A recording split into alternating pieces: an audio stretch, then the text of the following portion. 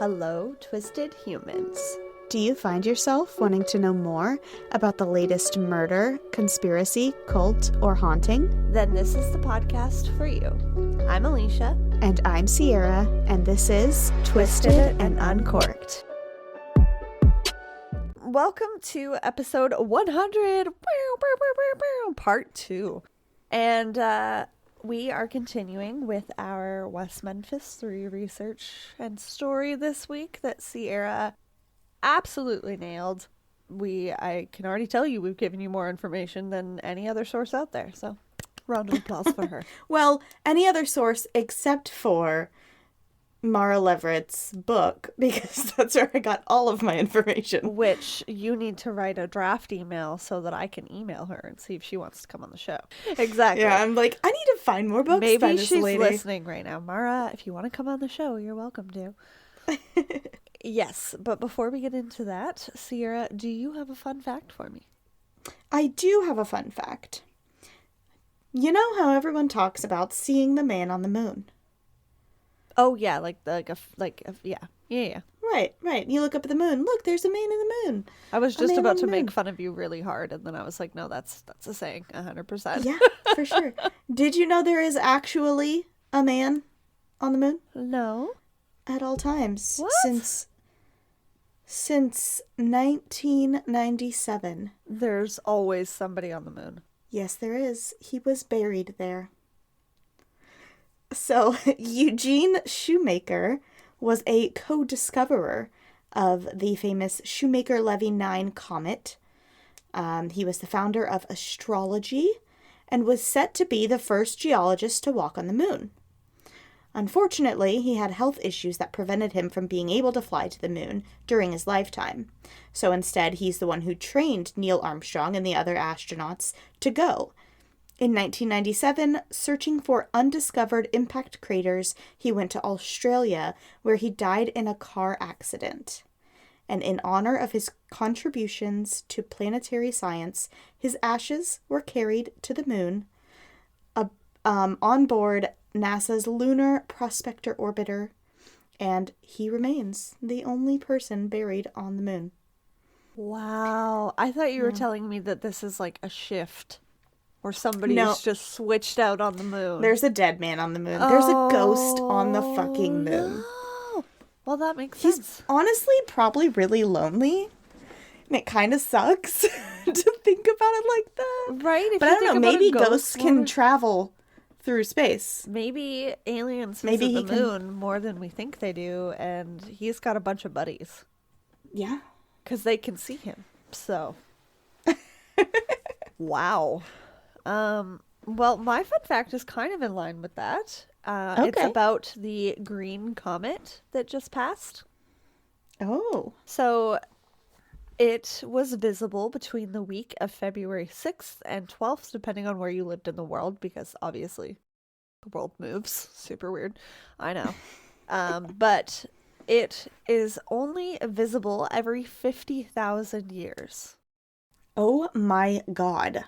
And the reason that it is green is because it carries diatomic carbon, which is 2 atom carbon molecules that react with the sun's particles and solar wind, creating a green hue. So I thought that was super cool. Okay. But I didn't see it, but I did watch a live feed that somebody filmed from the other side of the world. So I feel like I kind of got to experience it that way. Definitely. As we are still in February and still not drinking, we have our non-alcoholic beverages with us today. Yes. I have the Liquid Death Bury It Alive. Ooh. She liked the lime one, guys. I Update did on like the lime Patreon. Go one. check that out. The berry one is good, but it's not as good as the lime one. I am super cheating, guys. If you're watching on YouTube, no, this is not a glass of red wine. It is a glass of de-alcoholized wine. I don't know what I was expecting when I purchased it to trick my brain in some way, because we're on day 8 and it's tough, but it's for a good cause. So if you guys haven't had a chance to check out either of them, please do. And even $1 really goes a long way when it comes to cancer. So definitely go and check that out and support us and keep us motivated for the rest of February because we appreciate you. This brand in particular, if anyone wants to try it, is an Australian brand of wine. It's called Loxton Dealcoholized Cab Sav. I really like Cab Sav, so I was hoping it was going to taste like a Cab Sav minus the alcohol, but I guess the boozy part is what's good about wine. Oh my Otherwise, goodness. it's just sad grape juice. If you have found a good brand of non-alcoholic wine, can you please send it my way? Because clearly the one that they had at my grocery store was not it. So yeah, that's what I'm drinking. And also water. Perfect. But yeah, we are excited to be doing this, and let's face it, it's probably good for our livers and kidneys. And before we get on with this week's episode, we are going to hear a quick promo from Cults, Crimes, and Cabernet. Speaking of Cabernet, and we will be right back. Welcome back. As we heard from Sierra's coverage in part 1, the West Memphis Police Department didn't arrest or even suspect any of the people we talked about already. Instead, they chose to investigate, charge, try, and convict 3 teenage boys. This decision was one that they made pretty early on, even though they didn't arrest them for 30 days. Part of the reason that the person who found the location of the boys' bodies Part of the reason was that the person that found the boys' bodies was not a detective, but a juvenile officer who was volunteering to help with the search. Steve Jones was the first person to discover the shoe that belonged to one of the boys floating in the water. Of course, he radioed for detectives to come to the area, who then found the bodies. But Steve Jones was there the whole time. He saw everything. Steve Jones was the assistant to the county chief juvenile officer. Both of them worked as probation officers and kept tabs on all of the kids who came out of the jails.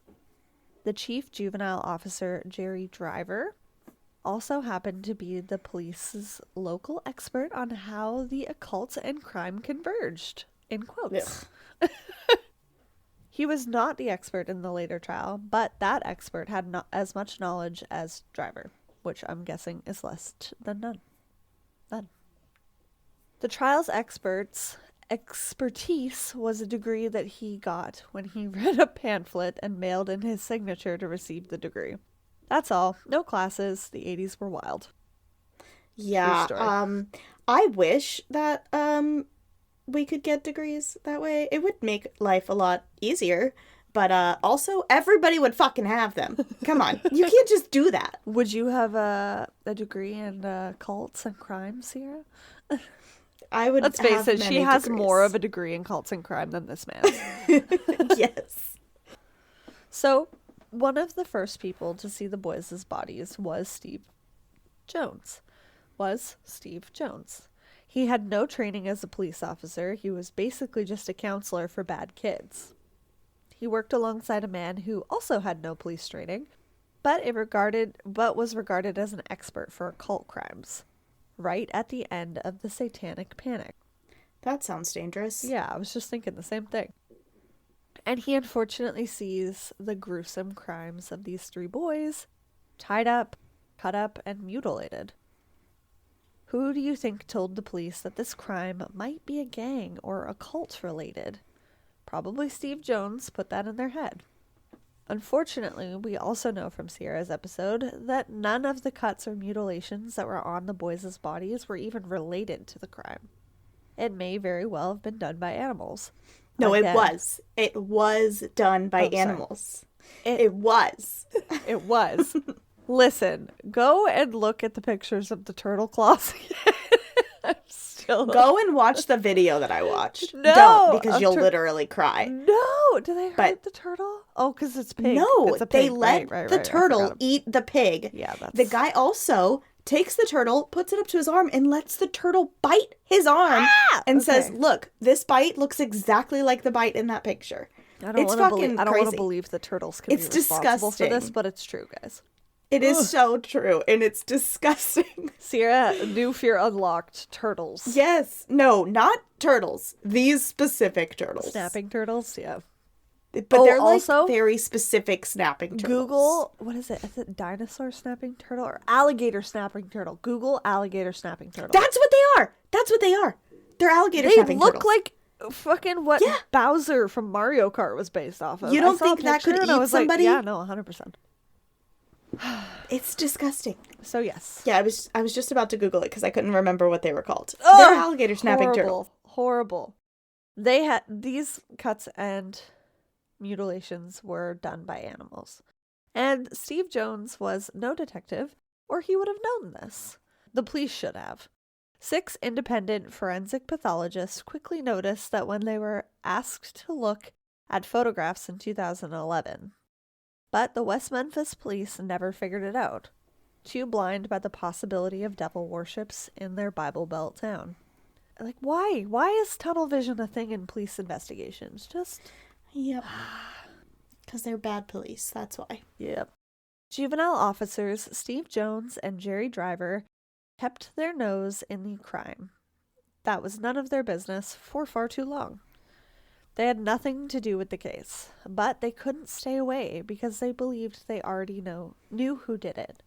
The lead devil worshipper they knew of, Damien Echols. Damien Echols. My Eddie Munson shirt today. Perfect. This is for you, Damien. Yes, right? Oh my God. No kidding. Damien Echols was actually born Michael Wayne Hutchinson.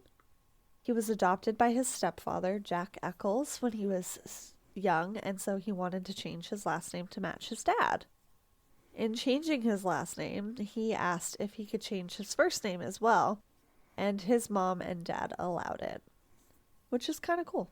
Yeah. Many people assumed that the reason Damien chose to choose the name Damien was because of the movie The Omen, where there is a child antichrist named Damien. However, Damien actually chose this name while he was learning about Catholic saints.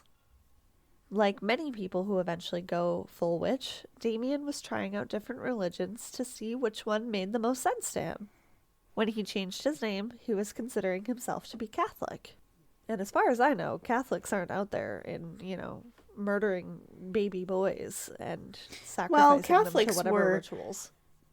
Catholics are like in the Right, but in like the 1600s, the Puritans also didn't like the Catholics. So it's just all around. A mess. Yeah. But I like that was highlighted because so many people want to believe the first thing, and it's like, do fucking research and don't assume. Ugh. Yeah. Father Damien, he had learned, was a man from the Hawaiian Islands. This man had found and began caring for a group of people with leprosy. And when no one else why? Leprosy is so scary. I short-circuited after I read that. This man found and began caring for a group of people with leprosy who had no one else to care for them and were far too ill to care for themselves. Leprosy, for those that don't know, is pretty contagious in close contact. But this Father Damien didn't care. He sacrificed himself to help others, and he cared for these people, all the way up until he himself caught the disease and died from it. A true saint. This is the person that Damien named himself after. A selfless man who cared for others, knowing that he would eventually get sick and die for helping. That's the kind of person Damien was. He was deep and emotional, but in a dark and grungy way. Like, same. He loved reading literature and writing poetry, but it was usually very depressing stuff, because he was depressed. In 1991, when Damien was 17, he was dating a girl whose mom was probably emotionally abusive to her. She often took her anger out on the relationship that she was in. Sometimes the mom didn't mind that her daughter and Damien were dating, but other times she was in a pissy mood and called the cops on Damien for not leaving her daughter alone. One time after her daughter and Damien broke up, She called police to tell them that Damien threatened to kill them. Damien said he loved her daughter and that they only broke up because this crazy mom made them. But police didn't really want to deal with it. So they just told him to leave her alone. Yeah, I was going to say, as they've demonstrated thus far in the story. And he didn't. Damien and that girl started secretly dating again. And when the mom found out, she reported it again.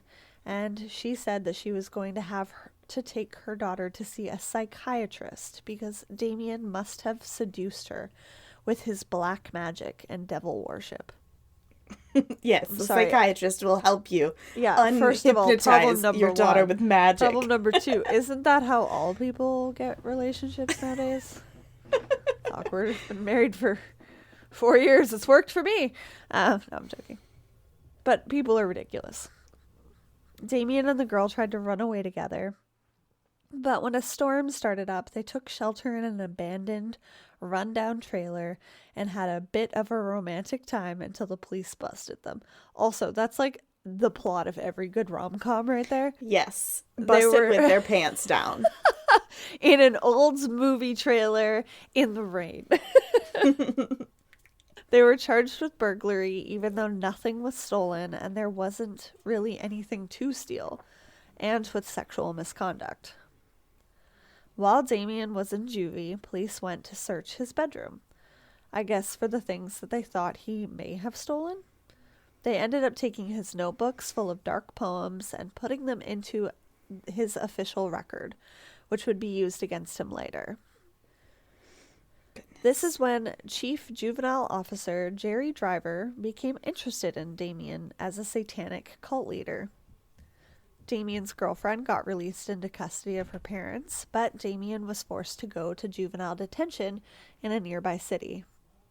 He was a model kid and respected all of the staff in juvie, but now that he was away, rumors were starting to circulate that he was satanic. And so Jerry Driver drove him to a psychiatric hospital for a stay after his sentence was served. But I feel like saying that someone needs to go to a psych hospital is not your call based on their beliefs. Like, he didn't threaten to hurt anybody. He didn't threaten to hurt himself. His time. Yeah, like, he was a model citizen. The only person, in my opinion, who should have said, this guy needs to go to psych ward, is the people who were just spent the last couple months with the kid who was in juvie. Yeah. Not you. Yeah, ridiculous. Jerry Driver's concerns were that Damien claimed to be a witch. Same. Wore all black. Sometimes same. Worshipped goddesses instead of God. Sometimes same. And played fantasy role-playing games, which Driver claimed were a gateway to the dark world that could lead to ritual abuse. Of course, he needed a psychiatric hospital for this.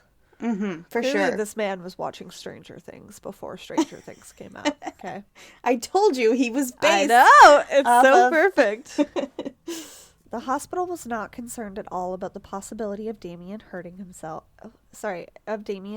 anyone except himself. They said that he was definitely depressed and possibly had bipolar or manic depressive disorders. They prescribed him imipramine. Thank you. They prescribed him imipramine after a 3-week stay, and they said that he was fine to leave.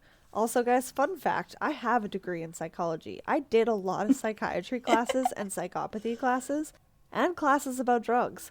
Never went into this field of study because I can barely speak regular words, let alone whatever the fuck mishmash of vowels that was. And no one would take me seriously as a doctor if I was like, yeah, I'm going to prescribe you that. And they're like, what the fuck did you just say? So I have the the physical book, Devil's Knot, and I also have it on Audible. Yeah. And so you heard when I was reading it, before I heard it, I was reading it and I was like, how the fuck do you say this? Imipramine, like, I was trying to sound it out. Yeah. And then I finally listened to it, and Mara, well, whoever reads that book, just so casually, imipramine, and I was like, oh, okay, I guess. I wish I was that cool. So, yeah. Moral of the story, Alicia's not prescribing drugs for a reason. By this time, his mother was wanting to get out of West Memphis. In West Memphis, she said with Damien's adopted dad, but she wanted to go and be with Damien's birth dad. And so they all moved to Aloha, Oregon. Jerry Driver loved that Damien had left the state, but he called Oregon to warn them that Damien was coming and to keep tabs on that one. Huge eye roll. The Oregon juvenile officer had a meeting with Damien, but after talking to him, they didn't find anything troubling. Shocking. Yeah, neither has anybody else this whole fucking time, except for Jerry Driver. He's probably getting annoyed at this point, and that's like the only bad quality he could be emitting. Like, just like, why? Stop wasting my time. I have poetry to write. God damn it. He didn't go to school, but he had a full-time job. He didn't worship the devil. He just wasn't Christian. And he had some depressive episodes in the past. But he did his time at the hospital and was feeling fine. The Oregon officers said that he would have the Oregon officers said that they would have minimal supervision on Damien, and only until he turned 18 on December 11th, 1992. But Jerry Driver could not get over his obsession with Damien, and he needed for Damien to be controlled. Driver had tried to report that Damien violated his probation by reaching out to his ex-girlfriend. But that was never an agreement in his probation. Oregon ignored Jerry Driver, and it may have stopped there, if not for the toxicity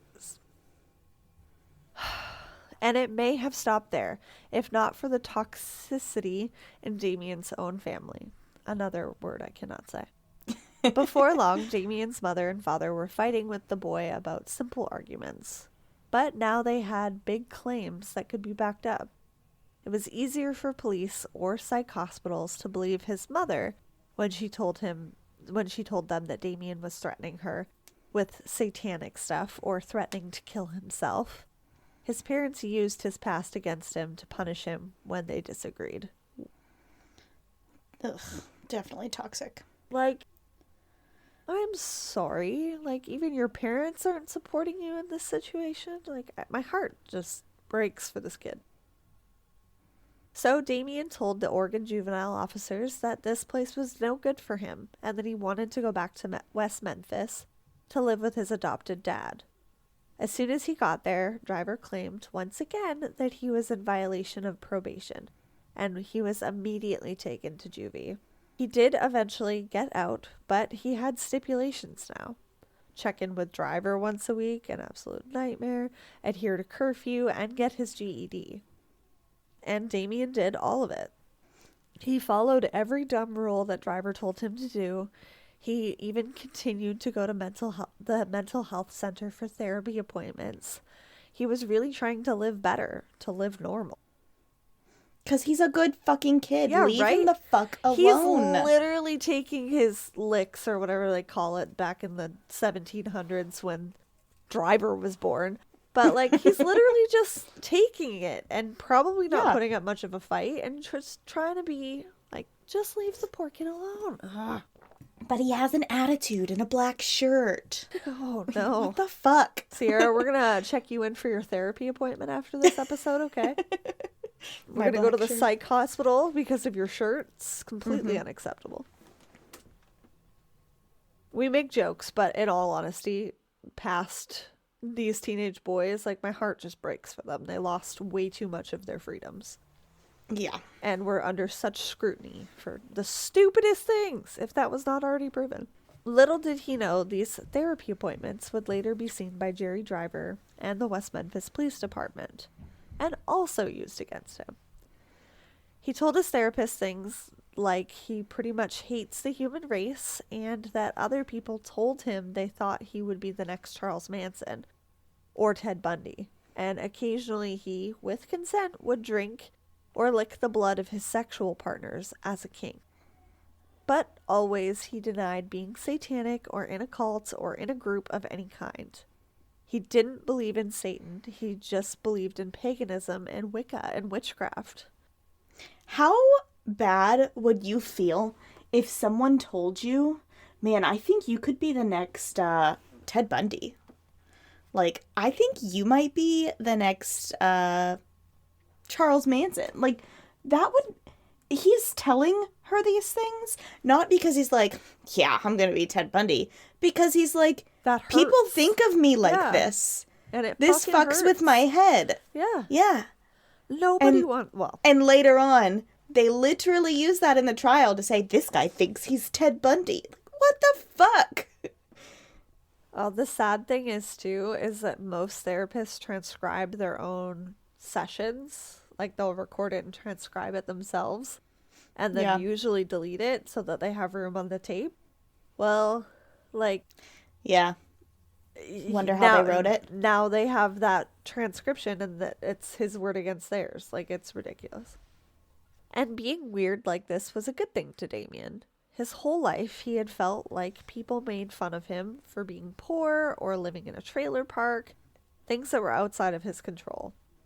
Now that he was the weirdo for wearing black and liking witchcraft, at least he was being made fun of for something that he chose to do, something within his control. Completely understandable. I was just like, yeah, I get it. Mm-hmm. So after the murders of the 3 boys, Steve Jones had put in the police's head that this looked like the occult crimes that he'd heard Jerry Driver talk about. The police asked Jerry Driver for the names of anyone he thought might be capable of doing something like this. Like, why? Yeah, Jerry why Driver, are you even... of course, said Damien.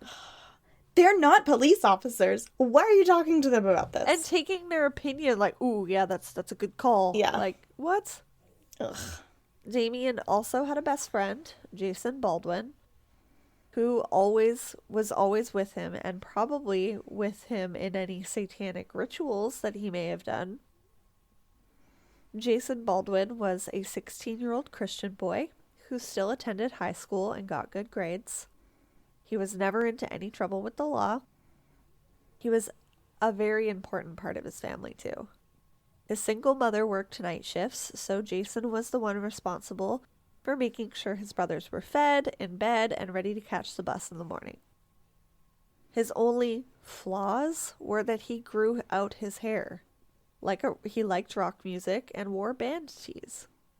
And of course, you gotta fit the bill with the rocker hair. Like, God. Mm-hmm. And of course, that he hung out with Damien Echols. Oh, yeah. That's a flaw. Once police had these names in mind, they and 2 juvenile corrections officers went above and beyond to ensure that the pieces of the puzzle would fit. Officers questioned them to try and get information or evidence, and the juvenile officers were trying to get them to admit things that they didn't do. Sometimes the corrections officers would slip some private information to the boys in conversation, and then the actual police would later ask them what they knew, and they would tell the information that they were told. Information that police claimed could only be known by the people at the scene of the crime. So Jerry Driver is literally setting them up. Literally setting them up. And it's like... And the sad thing is that they're good kids, so they think that they're being helpful by telling them this information. Right. A woman named Vicky Hutchinson, different spelling than Damien's birth name, was called in to talk to officers about possibly stealing and using a customer's credit card at a gas station where she worked. Luckily for her, when she came in with her 8-year-old son in tow, officers kind of let her off the hook if she could help them with a murder case going on. At first, her son said that a tall black man was seen talking with one of the 3 murdered boys after school, but eventually he started agreeing to the narrative that was given to him about 3 teenagers doing weird satanic rituals in the woods. Goodness gracious. Now you're just scarring another 8-year-old kid for no fucking reason. And even agreed to dig deeper as sort of an unofficial informant. Right? And, these people need hobbies. You know why so much of this shit happened back then? Because people were bored. Her neighbor, Jessie Misskelley, was friends with Jason Baldwin and so Vicky asked Jessie to introduce her to Jason and, of course, Damien, who would always be with him. The officers gave her some pointers by telling her about some satanic and wicked books to have over at her house to have over at her house when they came by. They came over and she did have those books, but it didn't go any further than that. She would tell police that it did, though. She said that Damien Echols picked her up in a red pickup truck and drove her and Jason to the woods for a ritual under the full moon, where they drank blood and had an orgy. What kind of movies are you watching, lady? Also, like, isn't this lady old and these are, like, teenagers? Yeah. So, sorry, should we not be looking at you for pedophilia, ma'am? The police accepted the story and even brought it to trial, even though Damien didn't have a red truck, didn't have a driver's license, and there was no full moon on the night that she said this happened. Check your sources, people. Right? Come on. The Farmer's Almanac. Was there a full moon? Fucking no, there wasn't. Also, like, no truck, no license. How, like, your story is falling apart, woman. Yeah. After having this information from Vicky, the police thought that they could get some sort of information about Damien and Jason from Jessie, Vicky's neighbor, so they brought him in for questioning. And it quickly turned into an interrogation. Jessie Misskelley was a 17-year-old kid who had a learning disability.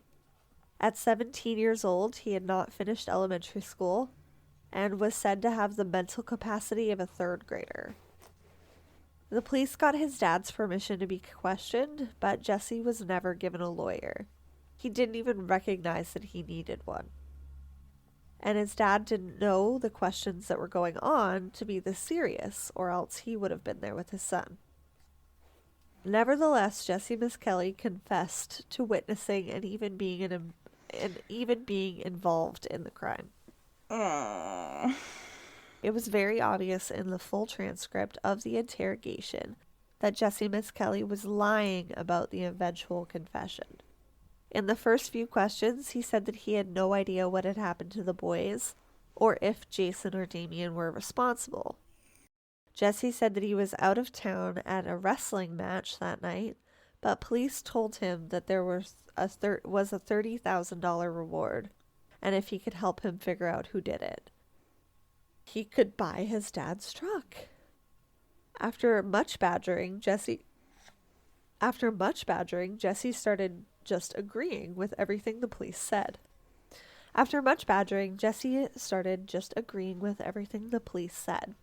He actually said that it felt like a game. They would ask the same question over and over until he answered it the way that they wanted. And then he was a little bit closer to going home, so he kept doing it. But after everything he agreed to, he just finished with, "And then I left." Paraphrasing the conversation. "You went to the woods with them." "Yeah, I saw them there, and then I left." "You saw them there, and then you saw them beat them?"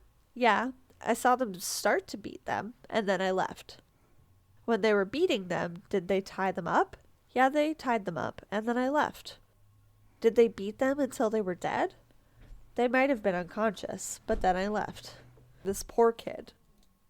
Seriously, like, he's trying so hard to be like, okay, I'll say whatever you want, but also I'm not fucking throwing myself under the bus. Yeah. Like, he's trying. He knows that this is wrong. Yeah. And they just keep He knows that it's a serious situation. Yeah. And is trying to protect himself. And then to a certain degree, again, you're in a position where you want to please a position of authority and don't You have want that $30,000 reward. Yeah.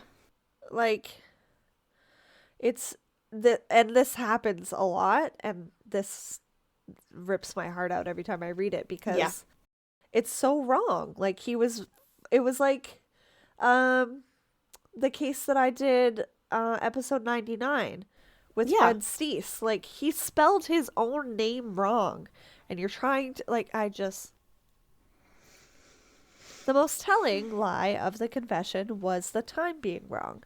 He said that Jason and Damien called him in the morning to go out to the woods, and the three were there at 9 a.m. with the three boys. But we know from part 1 that the three boys were at school that morning, and so did the police. So they kept leading him down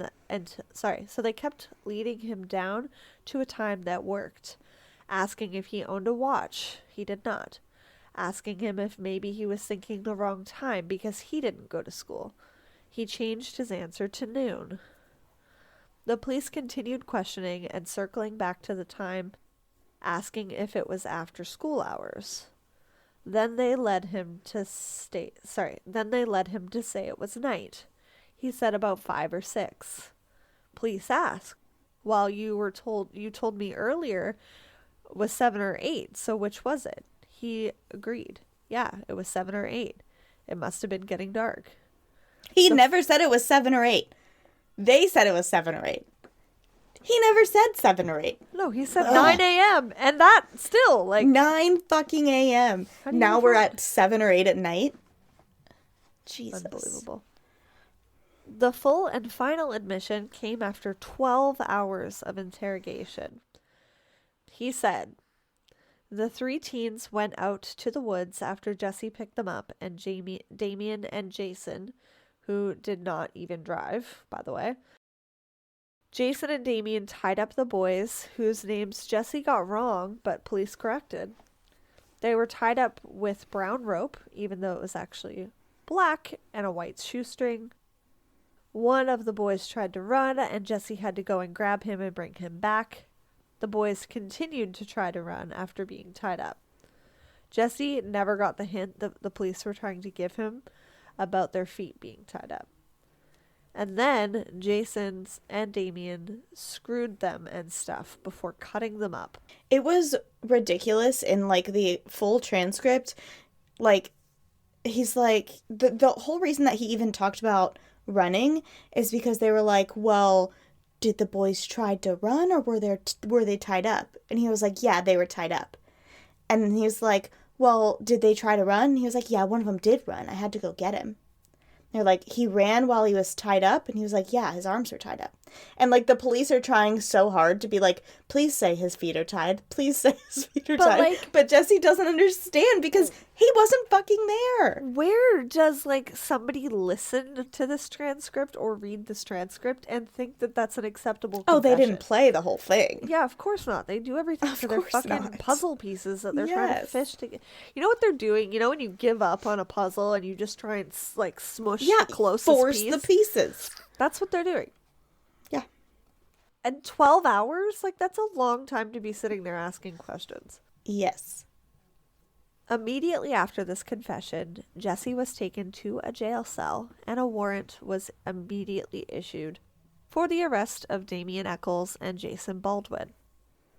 They were picked up in the middle of the night. A middle of the night warrant was a weird thing for West Memphis because there was actually a law in place that stated that warrants were only to be executed in the daytime, as to not wake up neighbors and cause a scene. The only exception was for people they were afraid would flee. It had been 30 days since the murders, and no one has fled yet, so why would they think waiting until morning would be an issue? But the judge who approved the warrant was the same judge who would be trying the boys in court, so it didn't matter if the warrant was a legal one. He did it, and he stood by his decision to do it. Goodness. And it's actually a good thing he did, because if he had waited until morning, the boys may have fled, since somebody had leaked the most incriminating parts of Jessie Misskelley's confession to the press that night, and it was in the newspapers the next morning. Jesus fucking Christ. Illegal thing after illegal thing after illegal thing. And, did anybody even have a snack in the time that it took this news to get, fuck. Everyone now knew who was arrested and who had confessed, but police denied any involvement of leaking it or knowing how it could have been leaked. Really? My money's on Driver, I'm just saying. I mean, there were only a few people in that room. The morning after all 3 boys were in jail, the press asked the lead detective how sure he was that this case was solved. The detective responded on live television, on a scale of 1 to 10, 11. Fucking dick. Douchebag. Toolbag. Any word you can think of for a terrible fucking man. All of the bags. In 11. None of your puzzle pieces fit correctly. This is not an 11. Yeah, sir. Nobody is giving you a gold star. Jessie's trial was mostly just the confession and Vicky's testimony. Even though the defense tried to poke holes in the confession, no one on the jury thought it would be possible for someone to admit to something that they didn't do. Even if the story was a little wrong, it must have been because of the trauma that made him confused, or that he was trying to distance himself from what he actually did. His defense hired an expert to give testimony about police tactics and how false confessions may be coerced out of suspects. But the judge didn't let the expert testify about false confessions. So he's not even getting a fair fucking trial. No, the judge not at all. said that... Sorry, guys, I'm angry. The judge said that the confession was allowed in the trial because he believed it, and he didn't need an expert to go against his decision on the confession being a legal one. This fucking judge, man. If he's still alive, I don't know how. Right. Like... Right? He's not, like, sorry, my opinion is no. Yeah. What I say goes. This is my court. Fuck experts. I guess so. Jessie also had witnesses to attest to his alibi, that he had actually been at a wrestling match in a different county that night, and even got hurt wrestling at the match. His name was signed on the roster, but police believed it could have been doctored or added by anyone that wasn't him, and the jury didn't seem to pay much attention to that part of the trial.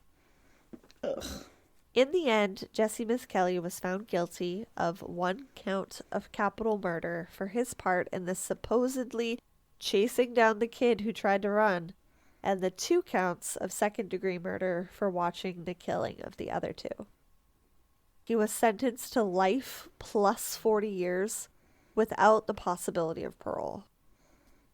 However, after being sentenced, and with the trial of the other 2 coming up, the prosecution team began visiting with and pestering Jessie. They told him that if he would testify against Damien and Jason, that he could get the chance of parole in the future. But that if he didn't, they might be free while he's in prison forever. Goodness.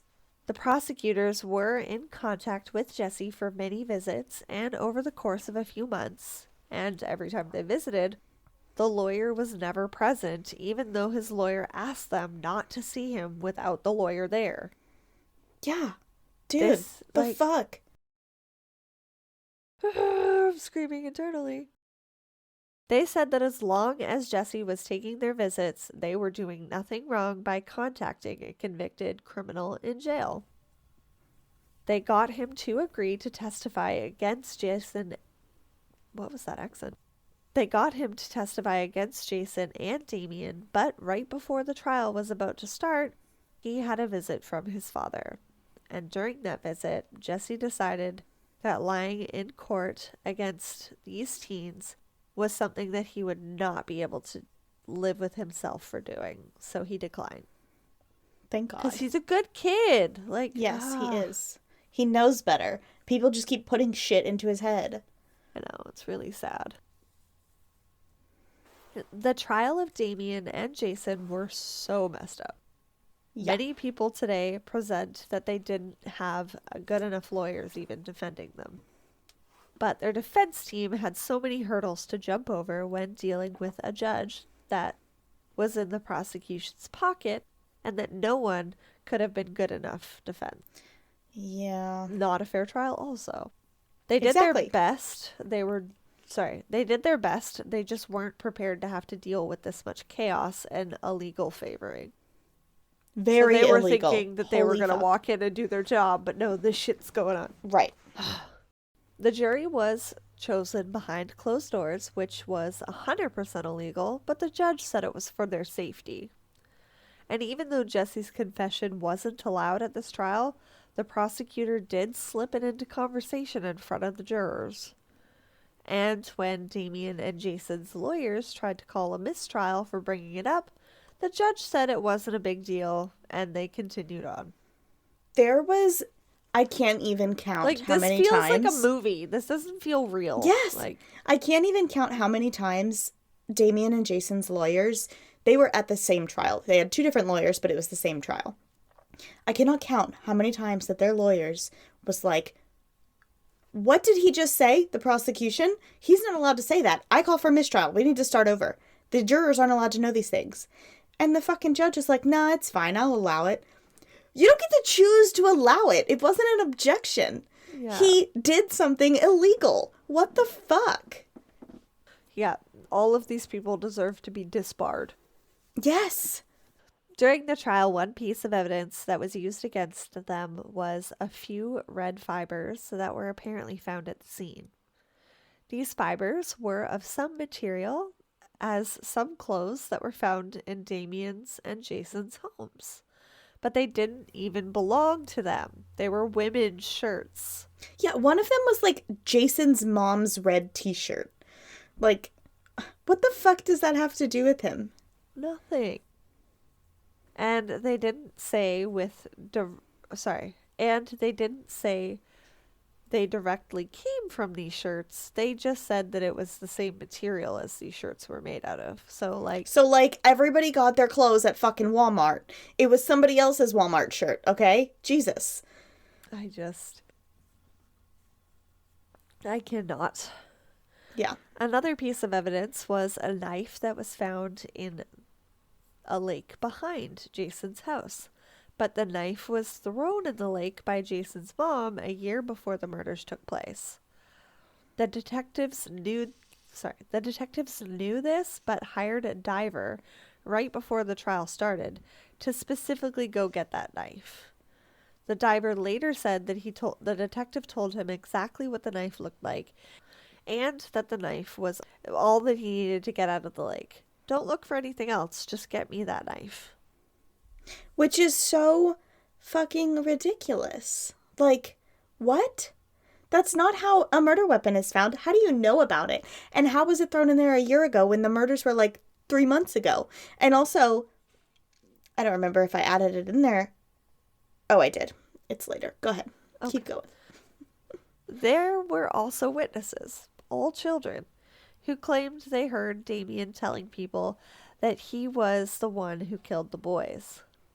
Damien did tell his lawyer that he may have told people he did or alluded to it back before he knew he was a suspect, as a way to keep people away from him or to scare them off from bothering him.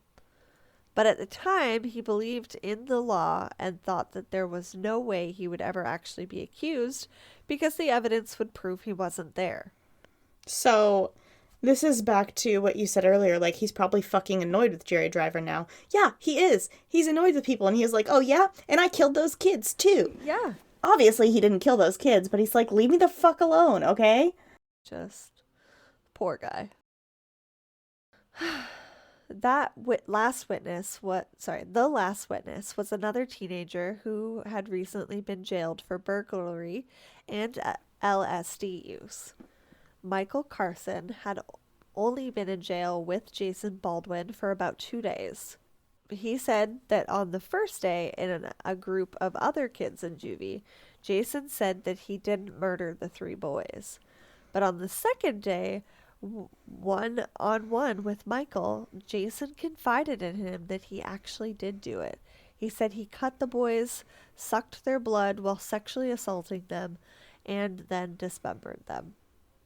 Which, first of all, they weren't even dismembered. I know. Second of all, this guy, there is a video of him giving this testimony. Oh, no. And he says...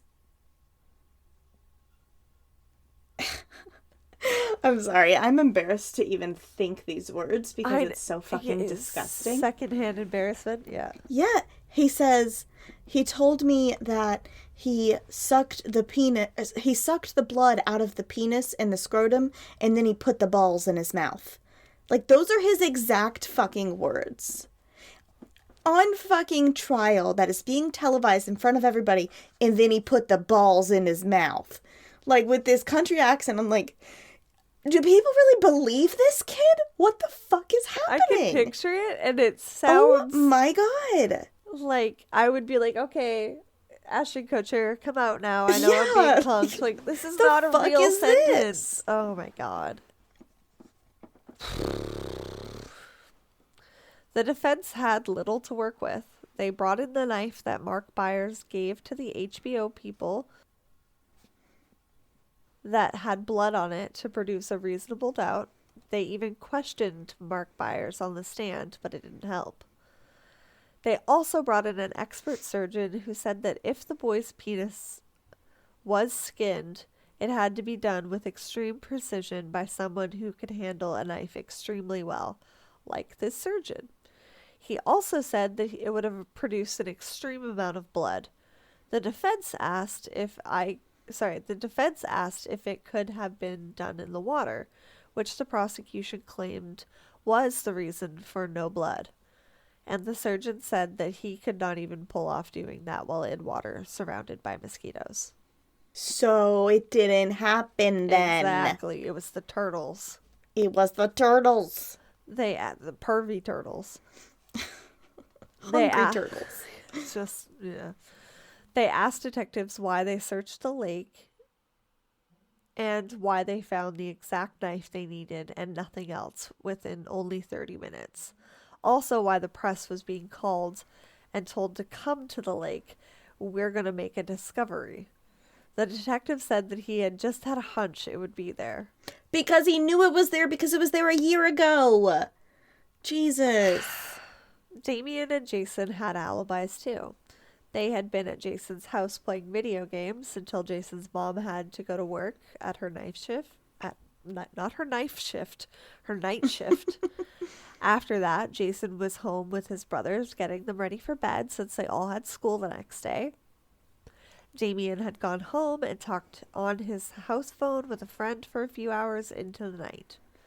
But the defense didn't ever call these witnesses on their behalf. Which is definitely bad counsel. Yeah, it's just like, nothing about this is fair. Like, everything is literally stacked against them. Yes. Jason's attorneys told him that it might do him good to testify against Damien to try to save himself. But Jason said he had never lied to police before and he wasn't about to do it now because he's a good fucking kid. Such a good fucking kid. Damien Echols and Jason Baldwin were both found guilty of 3 capital murder charges. Damien, now being a legal adult, was sentenced to death. Jason, still being a minor at 17, was sentenced to 3 life terms without the possibility of parole. So right here I want to add this in. There's literally a fucking almost 700-page book about this, 2 like 3+ hour long documentaries about this. There's a lot of fucking information we didn't include, but since we talked about it earlier and I forgot to add it at this part, I will add it now. So his therapy appointments, right? Yeah. At this point, once they were found guilty, then the jury had to go back and start to discuss what should we charge them with. And that's when police used his therapy to say he should get the death penalty because they were like, oh, look, he thinks he's Ted Bundy. We killed Ted Bundy. We should kill him. Like, they used his therapy appointments to get him the death penalty, which is so fucked up. That's beyond fucked. Oh my God. And they were only allowed to use it because the defense brought it up first to try to get him a lighter sentence by saying, look, this guy goes to therapy. He has depression. He literally has a mental illness. He doesn't deserve to be killed for a mental illness. Yeah. And they're like, oh, but he thinks he's Ted Bundy. Like, ugh, God, it makes me so mad. Yeah. Makes me feel physically ill. Yeah. Years went by with each and every appeal, with the same judge in charge of this denying every single appeal. Yeah, so, that doesn't even make sense to me. That doesn't feel fair. No! This town is too small. If the person... It shouldn't be. This town is too fucking small if the person who tried it is the one who has to decide if it gets an appeal. Again and again. Fuck that. He never has a day off. Yeah, right. He Go didn't away. Die or retire. Nobody has murdered him yet. How? Okay, sorry. Years went by with each and every appeal, and with the same judge in charge of this denying every single one of those appeals. Even their request for a new judge was denied. And who made the decision? The judge that's denying everything? Yeah. Damien and Jason's attorneys, who were court appointed in the beginning, gave up on the boys. But they didn't even get paid. Yeah, what the fuck? The courts didn't pay them. That's also illegal. You appointed them and then didn't pay them? What the fuck? I simply... No. But Jesse's did not stop. He was there through the very end. And meanwhile, now that the cases were closed, other attorneys were assigned to Damien and Jason. They asked through the Freedom of Information Act for all of the evidence and records. They got an FBI agent involved and posted the records on a website publicly to get help from any experts or sleuths who were willing. Through this, why do I keep trying to combine words? Through this, the West Memphis Three support group was started. In the beginning, it was just random people with odd jobs that found the webpage and dedicated themselves to it. Eventually, supporters included celebrities like the Chicks, Johnny Depp, and Eddie Vedder, which I just learned is the lead singer of Pearl Jam. The group took on the task of continuing the investigation. They knew that the three were in prison wrongfully, but they couldn't think of a better way to get them out than finding out who actually did it. They tried to prove that the belt buckle mark on one of the boys' faces were actually teeth marks, and even got the expert who helped get Ted Bundy's locked up to testify. It was teeth marks, and that none of the three's teeth matched. But the judge said that he still thought it was a belt buckle mark, so it didn't matter. Yeah, he's like, I never said it was teeth marks. Of course their teeth of course their teeth don't match because it's a belt buckle. But it's not a belt buckle, it is teeth. It's just not human teeth. I hate this man. They talked to old witnesses like Vicky Hutchinson, who recanted her confession. They also talked to Michael Carson, who said that he had delusions that he thought were real from doing LSD. He also retracted and apologized, saying that he wasn't in his right mind and police took advantage of that. Like they took advantage of other things in this story. Yeah. In 2007, the team made a request that the old DNA found in the ligatures be tested against the three. The judge denied this request, but when it was sent to the Supreme Court, they overruled and allowed it to be tested. It came back as not belonging to Damien or Jason or Jessie. And finally, on November 4th, 2010, the Supreme Court ruled that the West Memphis Three should be allowed a new hearing. But then, everyone just sat around waiting for the date to be given. In March of 2011, the date was finally set for June of 2011. More than 16 years after being convicted of this crime, which is unbelievable. Yeah. But the prosecution claimed that they needed more time to prepare for this case. It was so old. They said some evidence had been burned in a fire, which was a lie, as it was later found. Some witnesses needed to be tracked down, and they might not even remember what happened all that time ago. They were also worried that the media would hinder their case because the Free the West Memphis Three team was so vocal. A little ironic coming from them when they clearly used the press to their advantage the first time around. Yeah. Tell me you're a hypocrite without telling me you're a hypocrite. It's only cool when it's in our favor. Yeah, right? God. The judge understood their concerns. The trial was pushed and pushed and pushed. Instead of June, they were to be given until October, and then they were told they could wait until December. When August 2011 came, the three were getting restless.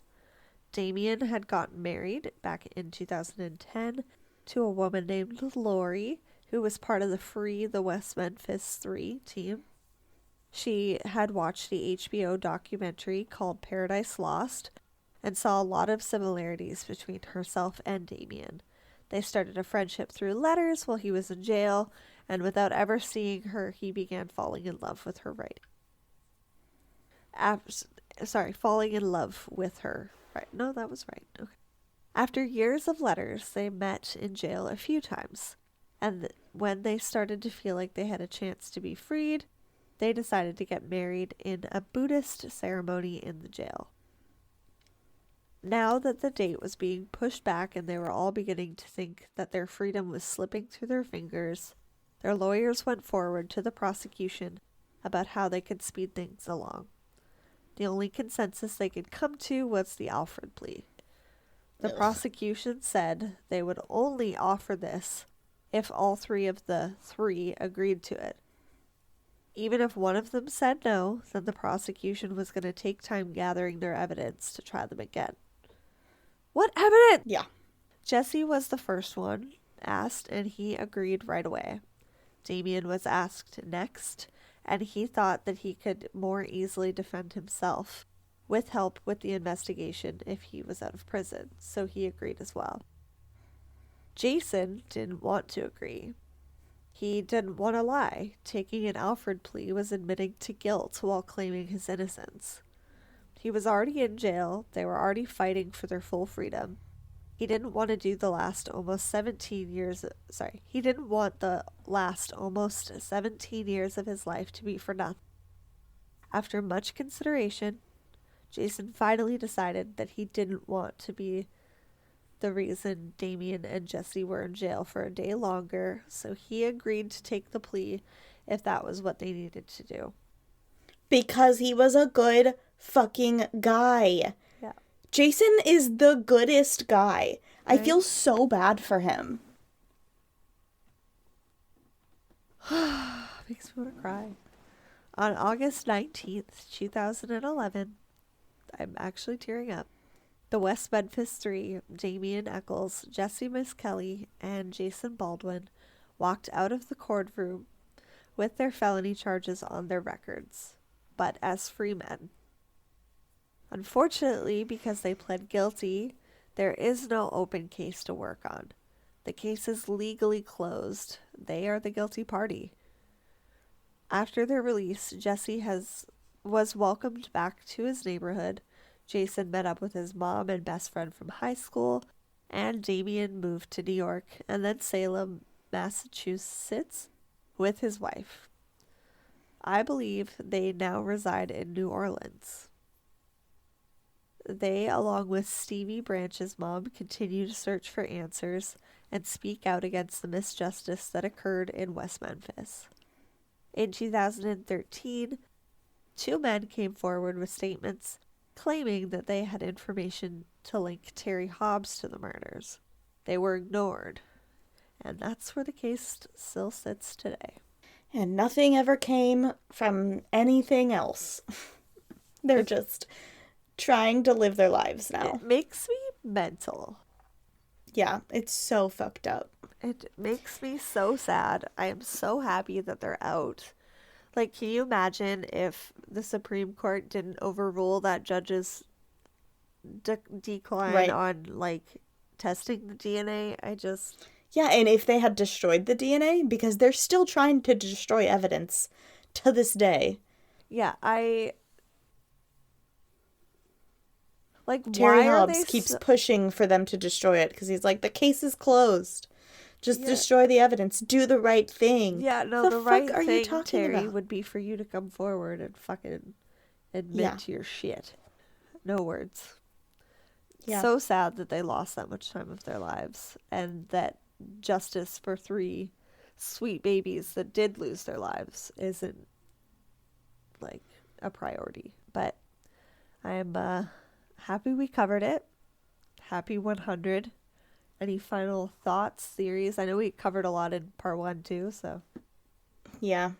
No, I'm glad that Damien has found his footing in life. You know, he writes books, he does talk shows. He was the voice of a cartoon character on a TV show.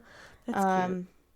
Yeah, he's just doing his thing. I'm sad that Jason and Jessie are not doing as much, but I mean, maybe that's the way they want to live. Yeah. That's fine too. Man, it sucks because what could those 3 have been if not for wasting 17 years in prison? Right. So sad. Anyways, hopefully what day it is today is a happier what day it is today. It's not that interesting, I guess. Today is February 21st, and on this day in 1878, the world's first telephone directory was issued. What? In New Harbor, Connecticut. There were 50 subscribers to this. First ever phone book? The first ever phone book. Which I was saying, it's not that interesting because, first of all, we don't have phone books anymore. Second of all, I would be pissed if my number was in a phone book in 2023. I am more about my safety. I don't want people to have my number. I know. So, the concept kind of a phone weird books to me concept. are wild. And it's like Yeah. kind of nostalgic and fun in that way, but then it's also kind of like creepy. It feels dangerous. Like, I get they didn't have social media to, like, reach out to people, but also, if those people didn't reach out to you, maybe they don't want you reaching out to them. Yeah. Super weird. So, I think you could, like, opt to be in the phone book or out of the phone book, though, couldn't you? I don't think so. Really? Because I think... remember, like, looking for people's phone numbers and them not being in there. Well, they might not have owned their house. I think as soon as you own the house, whoever's name is on the phone bill goes in there. That's brutal. And spooky. We've done 100 fucking episodes, and then 100 episodes. So, I hope you all have liked the last 100, because the rest of them are gonna suck. Just kidding. I'm super excited about our next episode because I get to do circus crimes. Yes. It's a fun one. I'm excited. Not a downer. She did do an episode and then do another episode on the same topic. If yeah, you haven't listened to part the one first circus crime was a downer, so I'm using that for the bonus. So my bonus is a downer this month. Hopefully Alicia's will be an upper. But my circus crime episode on the regular feed. Oh no, maybe I need to rewrite that. No, it's okay. I don't like too many downers. Patrons. This month is going to be a sad bonus episode. Hey, they're good cases. Okay, you need to hear them. We'll see. I have some other ideas. So I have like 8 pages of handwritten notes. To go through. But yeah, thank you guys so much for listening. It's truly the most humbling feeling in the world. Don't forget to rate and review if you like the show. It's the best way to spread the word, short of yelling at people on the street, which we used to tell you in the early days. Don't do that. And keep your phone books as weapons. And check out our Patreon if you want more twisted content. And we will see you next week for Sierra's Circus Crimes. And in the meantime, keep it twisted. Thank you for listening to Twisted and Uncorked Podcast. Remember to leave a 5-star rating and review wherever you are listening now. It really is the best way to spread the word. You can also check out all of our sources and materials, as well as photos for the episode, on our website at twistedanduncorked.com. And you can follow us on social media at Twisted and Uncorked or Twisted_pod on Twitter. Thank you so much for all of your love and support, and we will see you next Tuesday for a brand new episode. Cheers!